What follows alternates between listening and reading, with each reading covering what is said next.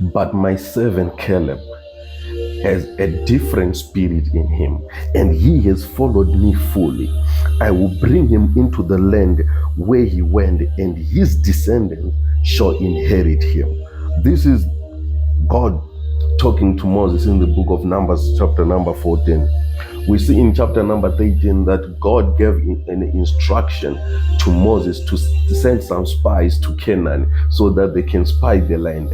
And the Bible tells us that he was instructed to take one leader from each tribe, which are 12 tribes of Israel. And amongst the 12, there was Joshua and there was Caleb. And when the people came back with the results to Moses, they said, the land is God. There is silver, there is gold in the land. The fruits of the land, they even bring the symbol of the fruit. They even bring spices. And they say everything about the land is God. But they went on, the Bible tells us that they went on and gave a wrong or a false report about the land. And the Bible says that they break the hearts of these people. And in chapter number 14 from verse 1, we start to see the children of Israel looking for leaders that who can lead us so that we can go back to Egypt.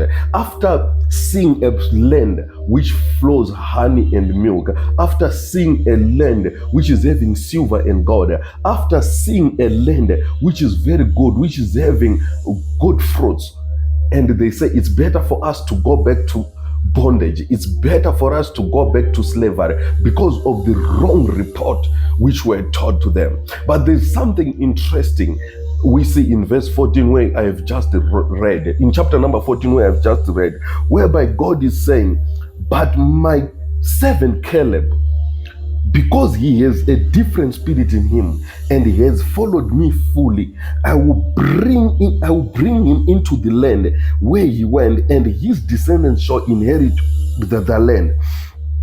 Brethren, Caleb was a different character altogether.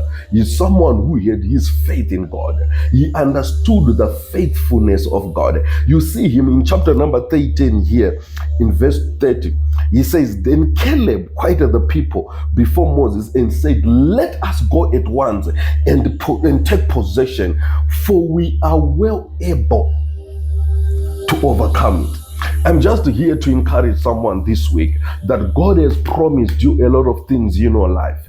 God has given us a lot of promises in His word. He has given us promises through prophets, through His servants. But some of these things, as you move on, it looks like it's far-fetched. It looks like God is not close to you. It looks like God is not going to act upon His word. But I just want you to be like Sarah. The Bible says that though she was advanced in age, though she was already past the time of bearing children, but the Bible says that because she considered him faithful who had promised, she regained the power to create, she regained the power to bear a child because she considered him faithful. I pray for you this morning, and I come against any shadow of doubt upon your life, against the promises of God. I come against any spirit, any demon of fear which is upon your life, against the promises of God. I'm here to assure you that whatever that God has promised you, it will surely come to pass. The Bible says it is impossible with men, but it is possible with God. The Bible says nothing shall be impossible with God. Whatever He has promised you, it will surely come to pass. Just have a different spirit. Just have a different spirit. You shall see that land. You shall eat the goodness of the Lord on the land of the living. You shall eat that honey. You shall drink that milk. You shall hold that silver and gold that God promised you. You shall enter that Canaan. No devil shall kill you before you enter your Canaan. No devil shall stand before your way before you enter Canaan.